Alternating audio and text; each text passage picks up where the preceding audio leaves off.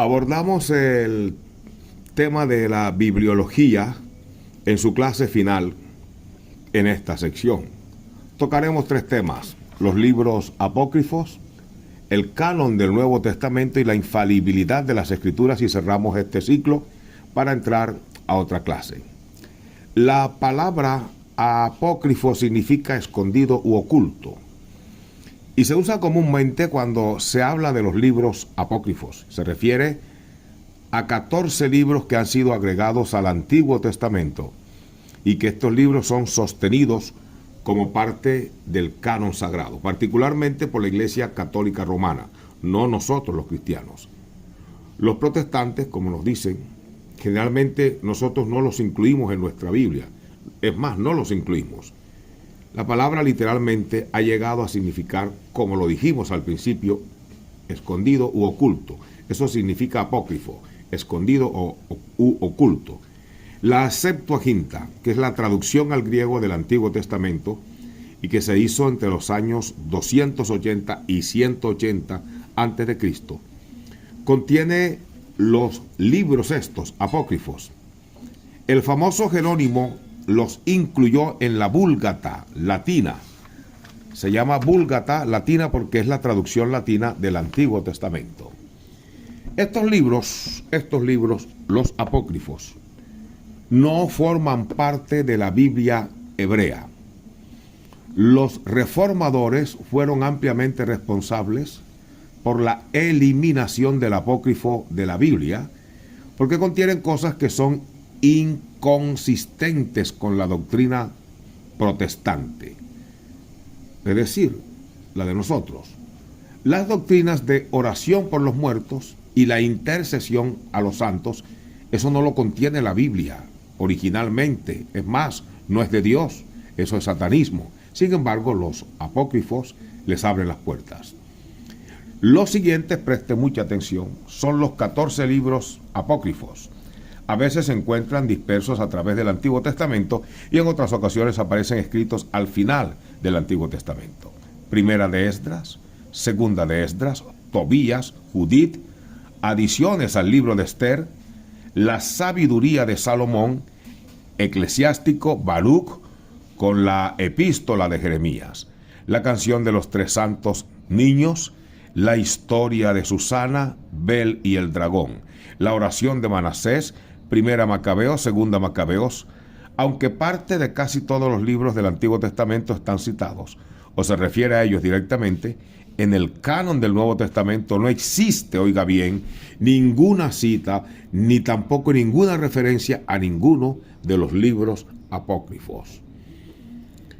Abordamos de inmediato el tema del Nuevo Testamento. Ya habíamos abordado el Antiguo Testamento. Y es mucho más fácil trazar la canonización de los 27 libros del Nuevo Testamento que del Antiguo Testamento. Hay mucha más evidencia disponible.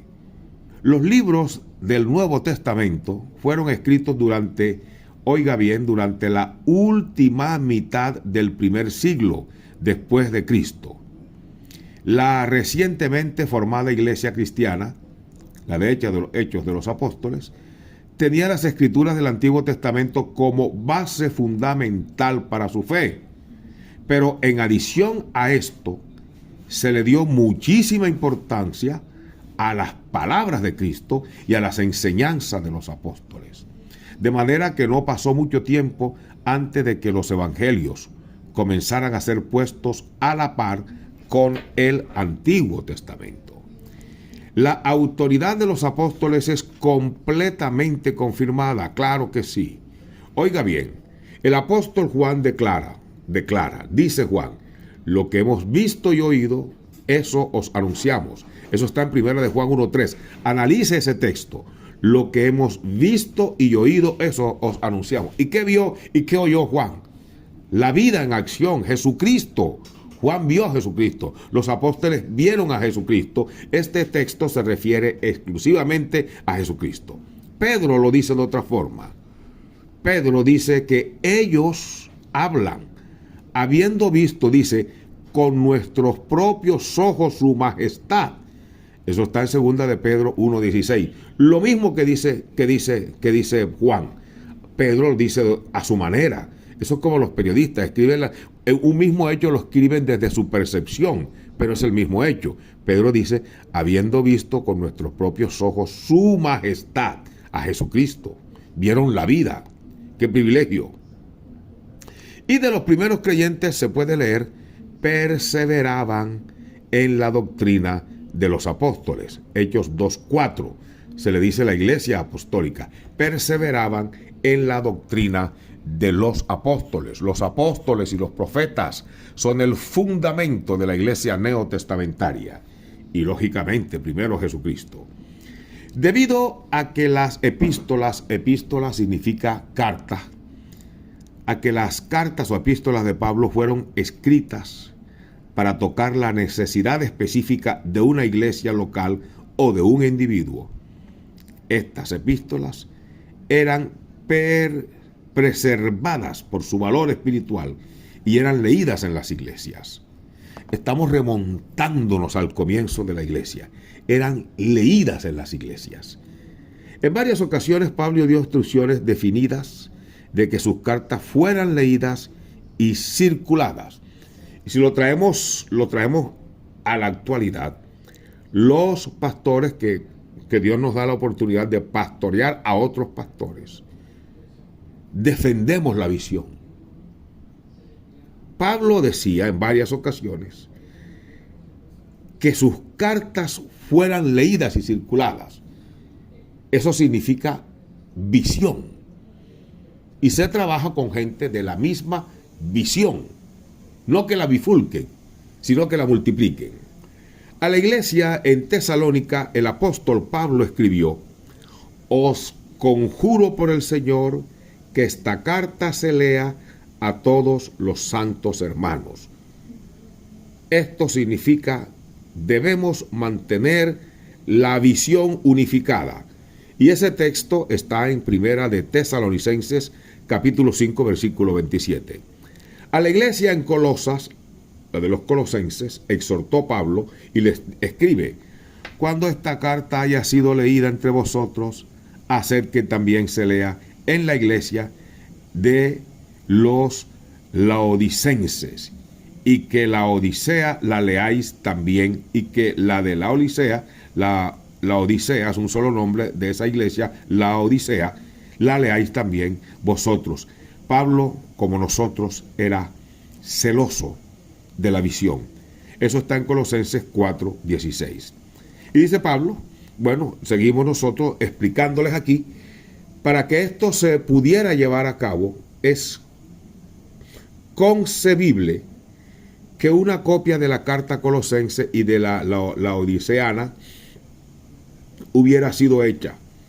A medida que esta práctica se esparció, es fácil ver que antes de que pasaran muchos años se dispondría de una compilación de las cartas de Pablo. Pablo no tenía internet, pero tenía cartas. Si Pablo hubiese existido ahora, utilizara las redes, pero Pablo enviaba las cartas. Nosotros tenemos ahora la ventaja de que podemos contactar, podemos hasta hacer un culto mundial a través de las redes. El Nuevo Testamento sugiere una distribución bastante amplia de estas escrituras.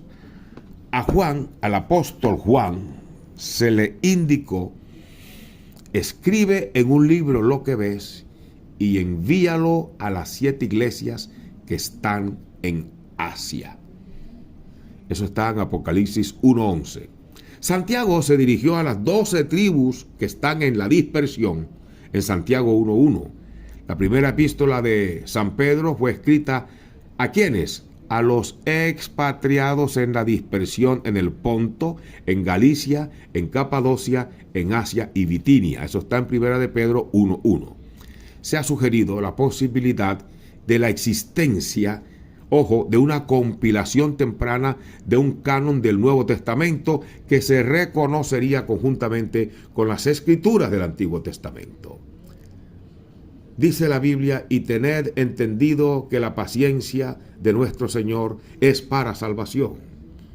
Como también nuestro amado hermano Pablo, según la sabiduría que le ha sido dada, gloria a Dios, os ha escrito casi en todas sus epístolas, hablando en ellas de estas cosas, entre las cuales hay algunas difíciles de entender, las cuales los indoctos e inconstantes tuercen, como también las otras escrituras, para su propia perdición. Eso está en 2 de Pedro, capítulo 3, versículos 15 y 16. Es bueno, estudiante, que usted vaya anotando las citas, porque créame, en el examen van a salir.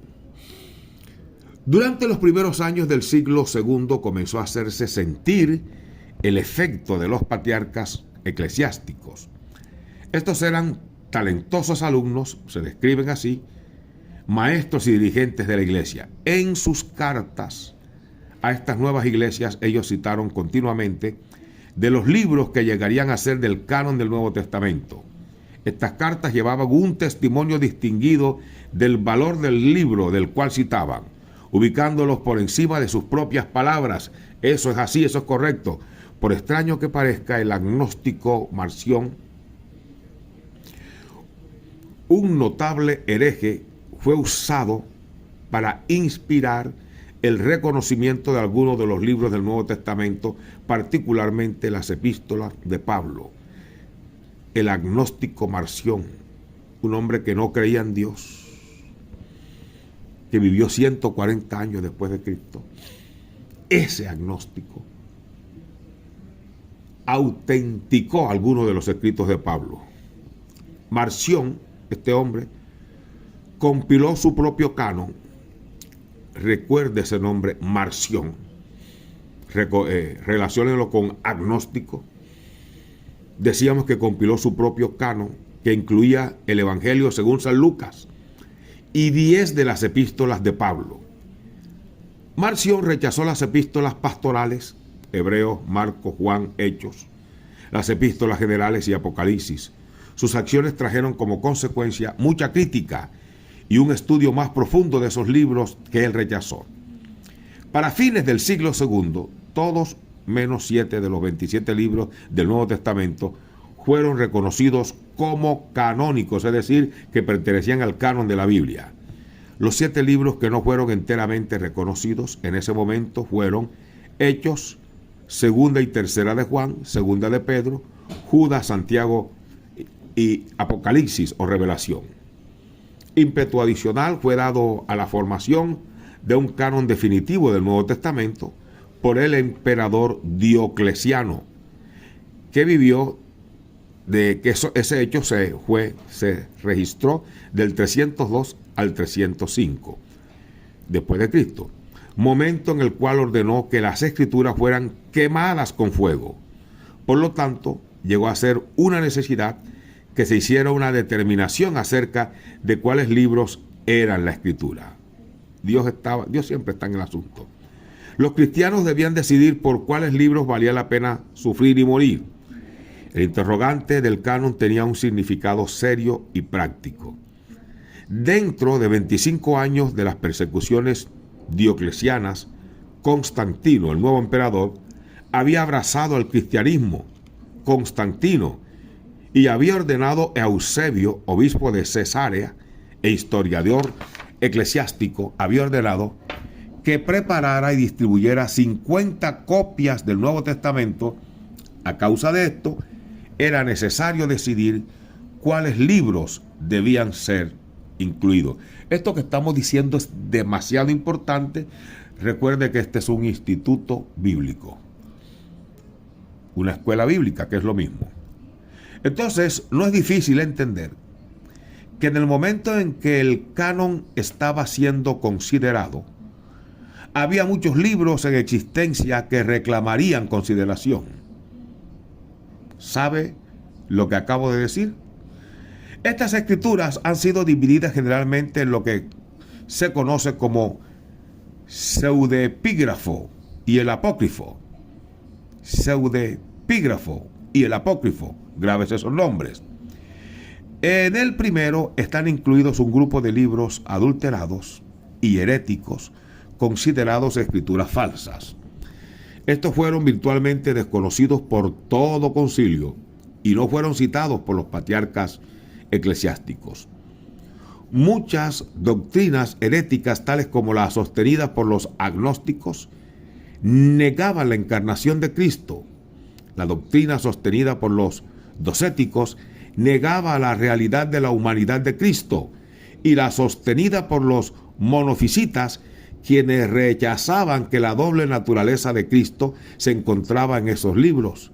Más de 280 de estos han sido catalogados y agrupados bajo los títulos de Evangelios, Hechos, Epístolas, Apocalipsis y otros. Cualquier fragmento de verdad que preserven es oscurecido tanto por sus posiciones religiosas como por sus tendencias heréticas. Los libros no solo son anticanónicos, también tienen muy poco valor para propósitos religiosos o devocionales. Su valor principal es histórico nada más, revelando las creencias de sus compositores. Y hasta ahí. Los libros catalogados como el apócrifo del Nuevo Testamento fueron aquellos mantenidos en gran estima por al menos uno de los patriarcas, aunque contienen mucha información útil respecto a la historia de la iglesia primitiva. Nunca han sido aceptados en el canon del Nuevo Testamento. Algunos de estos libros más populares son la Epístola de Bernabé, estoy hablando de apócrifos del Nuevo Testamento.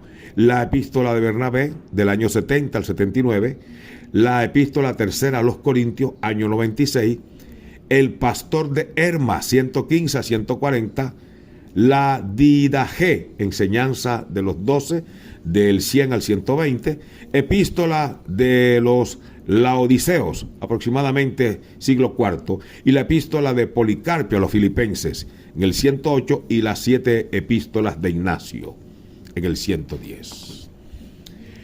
Las pruebas utilizadas para determinar la canonicidad, este es otro tema, un tercer tema. Pruebas utilizadas para determinar canonicidad. Usted va estableciendo en el audio y va dividiéndolo, porque esta es la clase final de esta primera serie de bibliología. Los siguientes principios fueron utilizados para determinar la ubicación de un libro en el canon. Estamos en el tema las pruebas utilizadas para determinar la canonicidad y terminamos con la infalibilidad de las Escrituras. Los siguientes principios fueron utilizados para determinar la ubicación de un libro en el canon. Apostolicidad, viene de apóstol. Fue el libro escrito por un apóstol o por una persona cercanamente relacionada con los apóstoles. Esta pregunta fue especialmente importante con relación a Marcos, a Lucas, Hechos y Hebreos. La razón es que Marcos y Lucas no estaban entre los dos originales y el escritor de Hebreos era desconocido. Contenido espiritual. Estamos hablando de las pruebas utilizadas para determinar canonicidad. El libro, surge la pregunta para esto. El libro estaba siendo leído en las iglesias y sus contenidos probaban ser un medio de edificación espiritual. Esta era una prueba muy práctica. Tercera prueba, veracidad doctrinal. ¿Era el contenido de los libros recto en doctrina? Todas son preguntas. Cualquier libro que contenía herejía o que era contrario a los ya aceptados libros canónicos era rechazado, como los apócrifos. Cuarta pregunta, ¿era el libro reconocido universalmente en las iglesias y era ampliamente citado por los padres de la iglesia? Estamos viendo las pruebas utilizadas para determinar el valor o canonicidad de un libro. Quinta pregunta, inspiración divina. ¿Daba verdadera evidencia la inspiración divina? Esta era la prueba fundamental. Todo daba lugar finalmente a este aspecto. Esta era la prueba reina. Y terminamos esta serie de bibliología hablando de la infalibilidad de las Escrituras. Después de esto viene un examen para los estudiantes que podría ser un trabajo escrito. El objetivo no es otro diferente a que se aprenda. Y yo creo que todos tenemos el Espíritu Santo. La infalibilidad de la Escritura significa que en sus autógrafos originales, La Biblia no contiene errores, no debe contener errores, porque la Biblia es inspirada por Dios. En los idiomas originales en que la Biblia fue escrita, su contenido es absolutamente infalible, sin ningún error de ningún tipo, porque la Escritura es inspirada por Dios. Esta ha sido la posición de todas las confesiones de las grandes iglesias evangélicas a través de los siglos. En contraste a esto, los ateos, agnósticos y teólogos liberales han declarado que la Biblia está llena de errores. En realidad hay aquellos que enseñan una infalibilidad limitada, tomando derecho a declarar que la Biblia es infalible en materia de fe y práctica, pero no necesariamente en materia científica e histórica. Ese es el peligro de los maestros de ahora. El problema con esta posición es que ¿quién va a decidir cuál es la verdad y cuál no lo es? Ese es el problema. Pero para eso tenemos el Espíritu. Si uno no puede tener una fe positiva en la infalibilidad de este libro, ¿cómo puede hablar con una autoridad final cuando se trata de la eternidad? ¿Por qué es esta pregunta tan vitalmente importante? Porque no puede uno allegarse a la Biblia de la misma forma en que se acerca a cualquier otro libro. Otra pregunta. Cuando lee cualquier otro libro, el hombre toma lo que cree y deja aquello con lo cual está en desacuerdo. ¿Por qué no se puede hacer lo mismo como muchos están abogando con la Biblia? Porque en la Biblia todo lo que leemos es importante. Y hablamos del testimonio de la infalibilidad. ¿De dónde viene esta doctrina de la infalibilidad? Es decir, que no falla. Viene de las Escrituras mismas. Ellas declaran ser inspiradas por Dios. La Biblia dice, toda la Escritura es inspirada por Dios, porque nunca la profecía fue traída por voluntad humana, sino que los santos hombres de Dios hablaron siendo inspirados por el Espíritu Santo. Terminamos esta clase de bibliología. Recuerde que viene un trabajo o un examen y yo espero que escuchen estos 4 temas que hemos tratado aquí suavecito.